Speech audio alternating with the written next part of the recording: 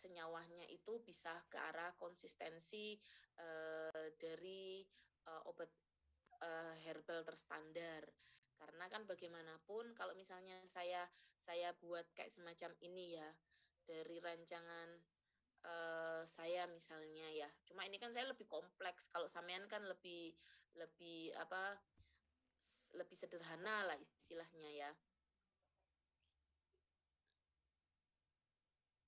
Nah, kan gini kan ya.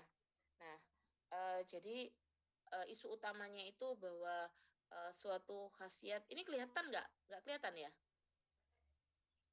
Kekecilan Bu. Nggak. Oh, bukan PPT ya? Ini kelihatan PPT ya? Oh, nggih kelihatan. Oh, yang tadi jurnal ya. Oke. Nah, kalau saya kan arahnya saya menggunakan HPLC, LCMS khususnya ya. Nah, cuma Samen kan kita mencoba untuk menggunakan TLC karena apa? Jadi untuk kualitas suatu standarisasi kan gini ya, isu utama nanti Samen terjemahkan dalam bentuk tulisan yang nanti bisa merujuk pada jurnal-jurnal yang saya berikan nanti istilahnya seperti itu. Nah, jadi di dalam latar belakang Anda itu tidak harus muncul um, um, penelitian ini sebagai ini, penelitian ini sebagai ini gitu, apa sebagai anti kanker anti ini gitu, ndak harus banyak itu. Jadi hanya keperuntukan secara farmakologis tanaman anting-anting bisa digunakan sebagai anti malaria, anti ini, anti ini. Nah, jurnalnya ya jadi jurnal dari masing-masing nggak perlu misalnya sebagai tanaman anting-anting sebagai tanaman anti malaria mungkin bisa merujuk dari penelitian saya dari jurnal penelitian saya misalnya kan gitu kemudian antibakteri itu jurnal penelitiannya siapa gitu aja jadi informasi itu saja ya jadi yang pertama adalah sampean membahas tentang latar belakang. Jadi kalau misalnya saya itu kan di sini ya. Jadi sampean itu membahas tentang keragaman hayati, kan gitu ya. Keragaman hayati bahwa tumbuhan tumbuhan itu bisa digunakan sebagai obat. Jangan gitu ya, amin ya. Nah, terus yang kedua, sampean tuh bisa menyebutkan bahwa um, obat-obatan itu bisa digunakan sebagai ini. Nah, yang umum itu adalah sebagai jamu. Nah, untuk ke obat herbal terstandar itu masih belum banyak, apalagi ke arah fitofarmaka. Kalau misalnya Anda melihat dari perbedaan ini, kalau jamu itu ya selama ini yang digunakan oleh masyarakat, jadi direbus di ini tanpa dia mengetahui itu senyawa apa, dilakukan tes farmakologi, tes ini nggak ada suatu proses standarisasi. Nah, selanjutnya adalah bagian yang selanjutnya adalah obat herbal terstandar. Obat herbal terstandar ini adalah dia dijaga kualitasnya, senyawa aktifnya, ya. Nah, ini jadi isu utama yaitu bahwa khasiat, kualitas dan keamanan itu adalah tergantung dari yang awalnya adalah bahan baku. Jika bahan ini juga tergantung dari berhubungan dengan bahan baku ya.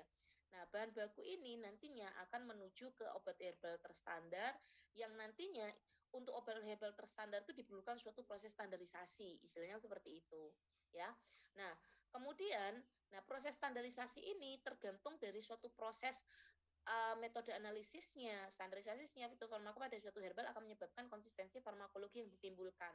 Jadi kalau misalnya kita itu nantinya mengetahui senyawa-senyawa aktifnya, kan gitu ya.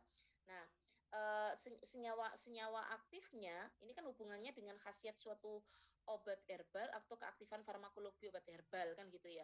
Nah, senyawa aktif ini dipengaruhi oleh beberapa macam. Salah satunya adalah kondisi geografis. Kondisi geografis itu bisa kalau misalnya kita melihat ya lokasi tumbuh daripada tanaman itu sendiri. Nah, makanya kalau misalnya itu kita bisa membedakan antara dataran rendah, dataran tinggi, dan dataran ini ataupun apalah sampai membedakan berdasarkan lokasi. Kalau misalnya nggak berdasarkan pada kita menentukan ketinggian ya sudah nggak usah geografis lah istilahnya ya. Jadi dari daerah mana dan daerah mana. Nah, selain itu juga senyawa aktif itu dipengaruhi oleh proses tanam. Kalau misalnya itu adalah senyawa budidaya, nah, kemudian proses preparasi dan yang lain-lainnya. Preparasi itu proses pengeringan dan yang lain-lainnya. gitu ya.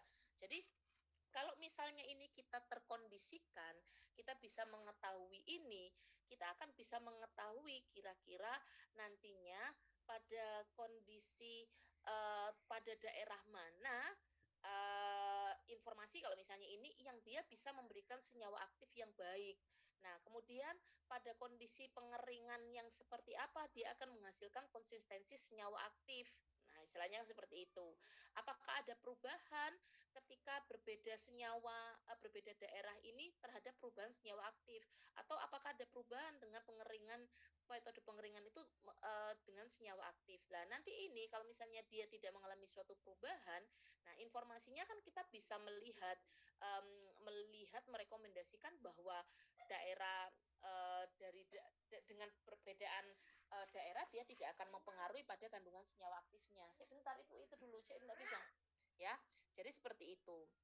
Ya, jadi sampean nanti arahnya bisa ke sana. Jadi nggak perlu menjelaskan tentang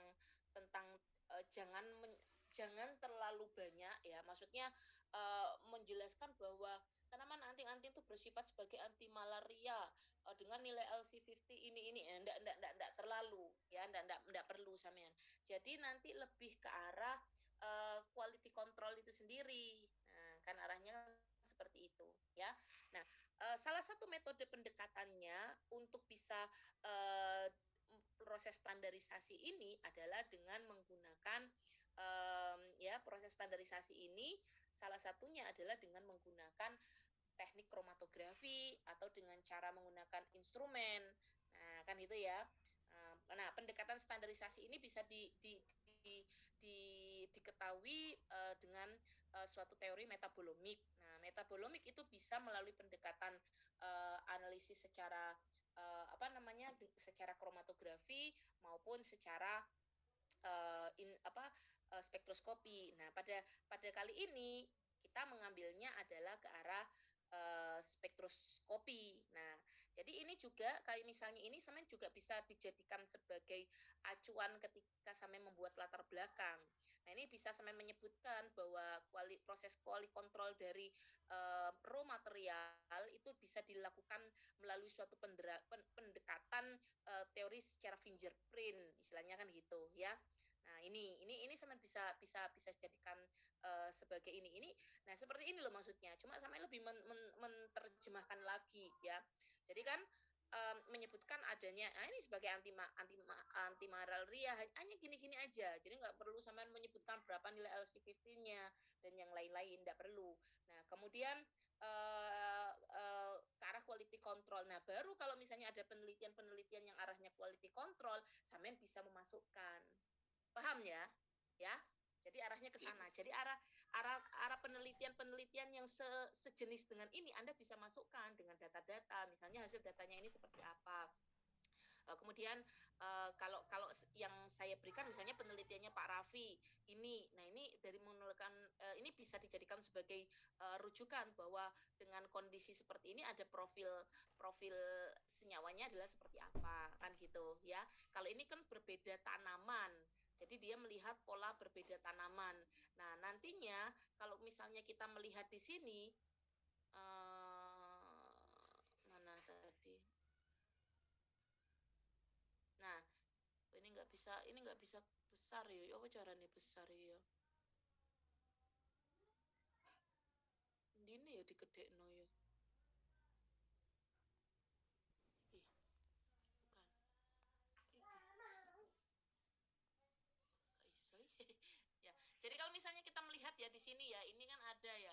Nah, nanti kan arah chemometricnya itu nanti itu adalah kondisi yang seperti ini. Nah, ini akan bisa melihat bahwa ada perbedaan pola ya senyawa-senyawa aktif. Jadi misalnya ini kan profilnya ya. Ini profil dari tanaman A, profil dari tanaman B, profil dari tanaman C. Nah, ketika itu adalah berbeda, dia akan berbeda, mengelompok secara berbeda. Nah, ini bisa kita membuktikan bahwa tanaman-tanaman ini adalah memang berbeda. Paham maksudnya?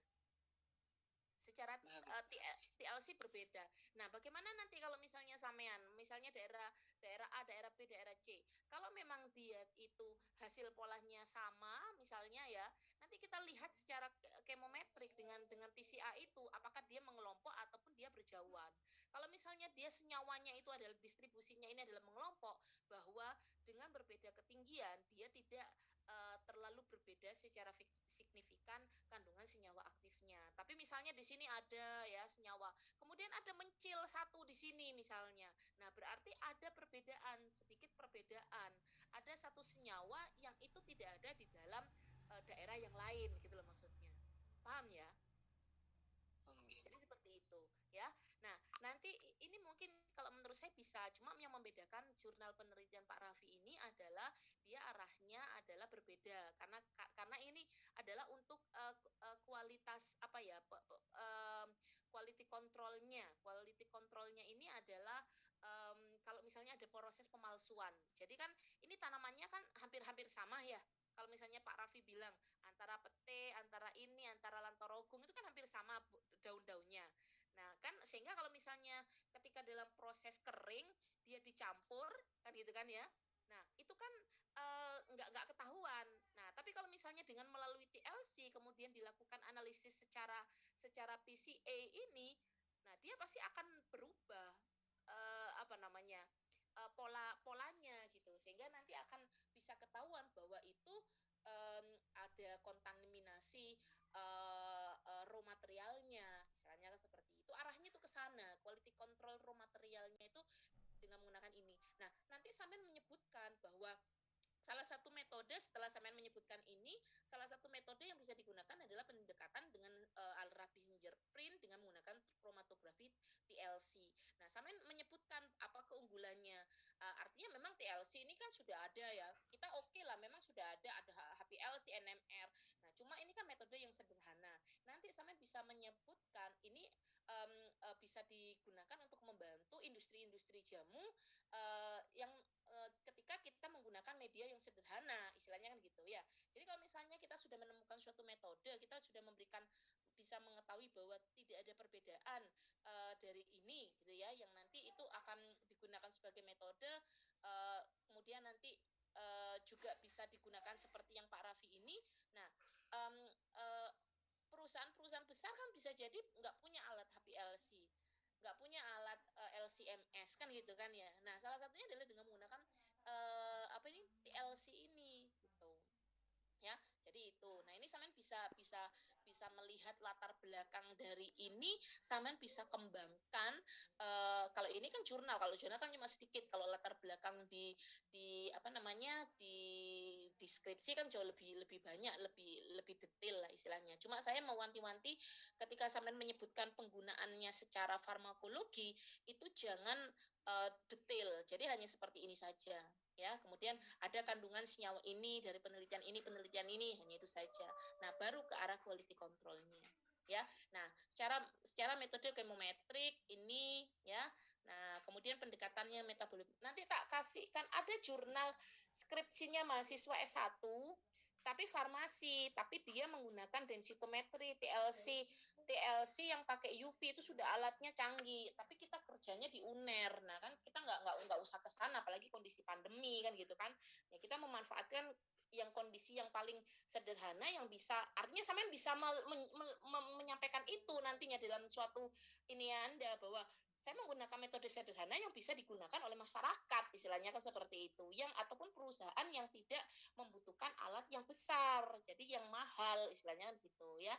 Jadi itu adalah keunggulan kita, artinya penelitian ini bahwa memang kita tidak menggunakan alat yang canggih, istilahnya kan seperti itu ya. Kita memanfaatkan metode yang sederhana yang bisa digunakan untuk membantu perusahaan-perusahaan jamu yang bergerak herbal untuk melihat quality control daripada raw materialnya ya. Jadi gitu ya Mas ya, Mbak ya. Jadi gitu.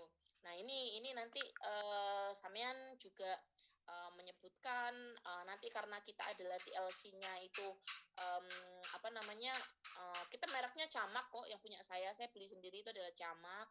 Kemudian kalau nggak salah ini hampir sama, ini ada 2 ya. Jadi seperti ini. Jadi nanti kita juga harus menyebutkan materialnya, kemudian nanti materialnya itu coba di taksologi satu saja mungkin ya. atau bisa semuanya ya, dari masing-masing daerah itu menyebutkan bahwa memang itu adalah Akalipa indica ya.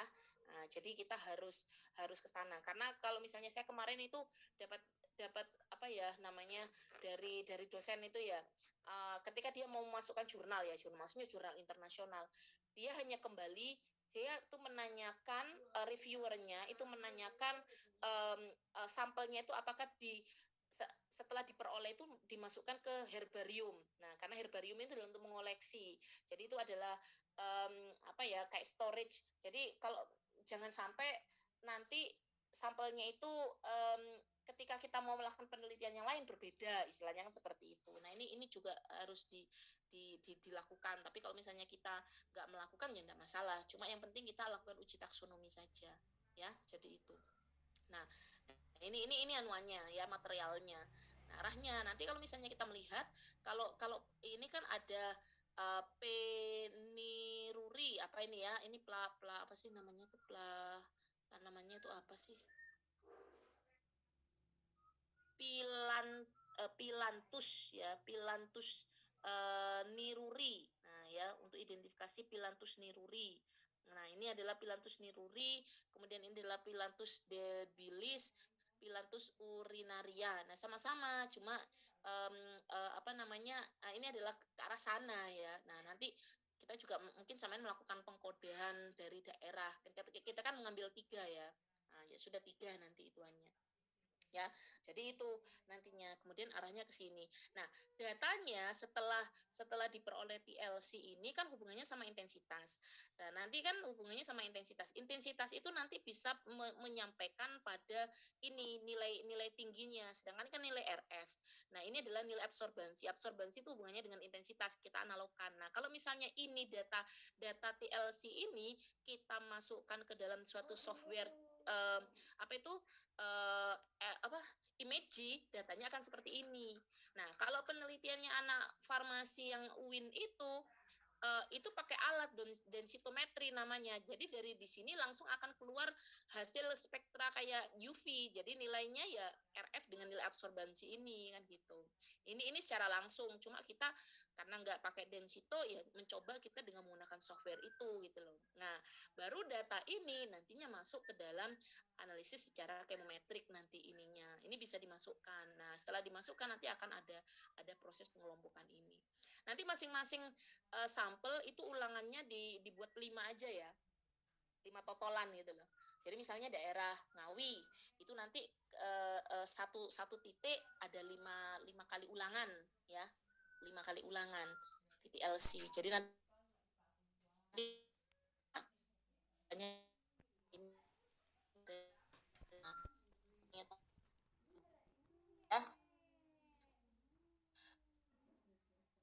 seperti ini nanti bisa lihat kan ini chemometric TLC PCA itu nanti keluarannya adalah ini ya. Kalau ini dengan menggunakan diskriminatif analisis ya seperti ini hampir sama lah kan, metodenya banyak, bisa dengan menggunakan diskriminatif function DF ataupun dengan cara PCA bisa ya. Nanti nanti kita pakai Minitab ada kok itu nanti anuannya ya. Nanti kita sama-sama belajar dan saya kemarin sudah dapat sih ya, sedikit-sedikit saya sudah bisa dengan menggunakan mengoperasikan PCA.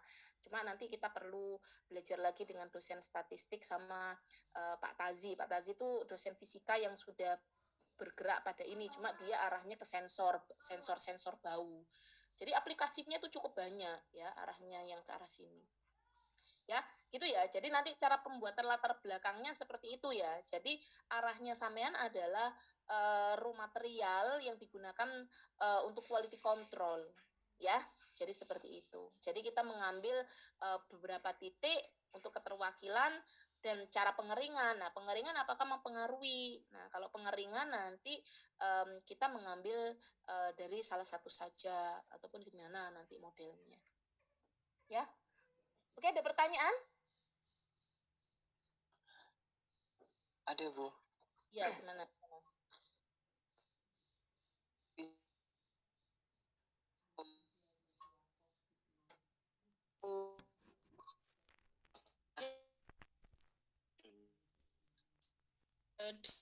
Ya kan